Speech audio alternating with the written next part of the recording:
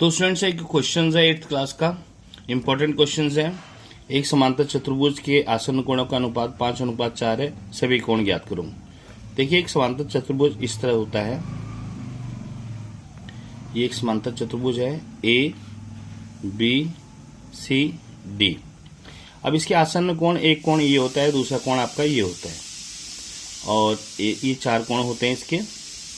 ये और ये आसन्न कोण होते हैं जो एक से दूसरे सटे होते हैं, ये और ये आसन्न कोण होते हैं, और ये आसन्न कोण होते हैं, ये और ये आसन्न कोण होते हैं।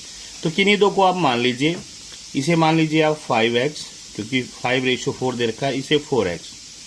तो आप जानते हैं कि आसन्न कोणों का योग 180 डिग्री होता है, तो 5x प्लस में 4x इक्वल टू 180, ये आ जाएगा 9x equal to 180, x equal to 180 upon 9, 9 2 जा 20, तो x की वैल्यू आ गई 20।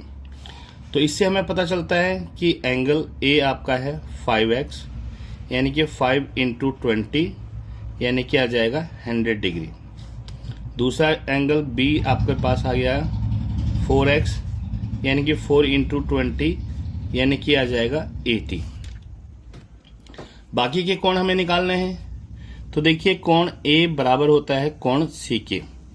कोण A हमारे पास दिया हुआ है 100 डिग्री, तो ये कोण C, तो कोण C भी आपका 100 डिग्री आ गया। ऐसे ही एंगल जो है B होता है एंगल D के इक्वल, तो एंगल B हमारे पास दिया हुआ है 80 डिग्री, तो एंगल D भी आपका 80 डिग्री होगा। तो इस तरह से हमारे सारे एंगल्स निकल गए।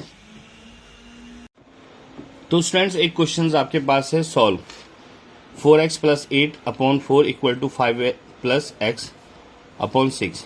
इस क्वेश्चन को करने के लिए तरीका क्या होता है हमारे पास, 4x plus 8 upon 4 equal to 5 plus x upon 6। Cross multiply कर देते हैं इसकी इसमें और इसकी इसमें।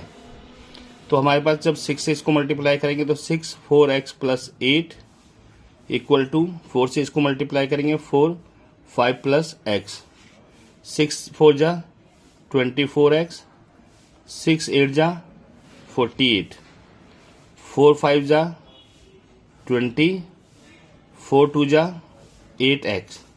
x वाली एक तरफ लेते हैं लेफ्ट हैंड साइड, 24x यहाँ है ही, इसको माइनस में 8x, और ये 20 आ जाएगा। इस 48 को हम राइट हैंड साइड ले जाएंगे तो माइनस 48 आ जाएगा, क्योंकि प्लस का था ये। इसमें से आ जाएगा 16x इक्वल टू, और यहाँ पर आ जाएगा माइनस 28। अब हम इसको क्या करते हैं, हमें तो x की वैल्यू निकालनी है, माइनस 28 अपॉन 16, और इसे 4 से कैंसिल करेंगे, 4 4 जा 16, और 4 7 जा 28। x की वैल्यू माइनस 7 अपॉन 4 आ गई। तो स्टूडेंट्स एक क्वेश्चन दिया हुआ है, दी गई आकृति में चतुर्भुज ABCD में AB पैरेलल है CD, तो x और y का मान ज्ञात कीजिए। तो इस क्वेश्चन के अंदर हमें देखिए, आप जानते हैं कि ये कोण और ये कोण, इन दोनों का जो है 180 होता है, क्योंकि लीनियर पेयर है। यानी कि angle CBE equal to plus में दूसरा angle CBA equal to 180 degree. Reason linear pair, यानी कि रैखिक युग्म। तो यहाँ पर हमें ये दिया हुआ है कितना, 100 डिग्री, और ये हमें निकालना है CBA equal to 180। Angle CBA equal to 180 minus 100 degree, तो ये आ जाएगा angle CBA equal to 80 degree. ये निकल गया। अब हमारे पास देखिए, यहाँ पर हम जानते हैं कि जितने भी एंगल्स होते हैं उनका सम कितना होता है, 180 होता है। तो इसमें हमें ये मिल गया है, ये मिल गया है, ये मिल गया है, मगर हमारे पास x और y की वैल्यू नहीं है। तो हम क्या करते हैं, क्योंकि ये दोनों पैरेलल्स हैं आपस में, तो हमारे पास हो जाता है एंगल D प्लस में angle A equal to 180 degree. मैंने बताया था जो आसन्न कोण होते हैं, एडजेसेंट एंगल्स होते हैं किसी भी पैरेललोग्राम्स के, उनका सम 180 होता है। डी हमारे पास है 120 प्लस में एंगल ए हमारे पास है वाई, तो ये आ जाएगा 180। तो एंगल वाई यानी कि हमारे पास आ जाएगा 180 माइनस 120, तो वाई हमारे पास 60 डिग्री आ गया। तो वाई की वैल्यू निकल गई हमारे पास। अब वैसे भी आप ये देखेंगे कि किसी भी एक क्वाड्रिलेटरल्स होता है, उसके जितने भी एंगल्स होते हैं उनका सम 180 होता है। यानी कि एंगल ए यहाँ से कर देते हैं, एंगल ए प्लस में एंगल बी, बी को हम क्या लिख सकते हैं, सी बी ए प्लस में एंगल सी प्लस में angle D equal to 360 degree. ए हमारे पास दे रखा है हमें y, और y का मान है 60।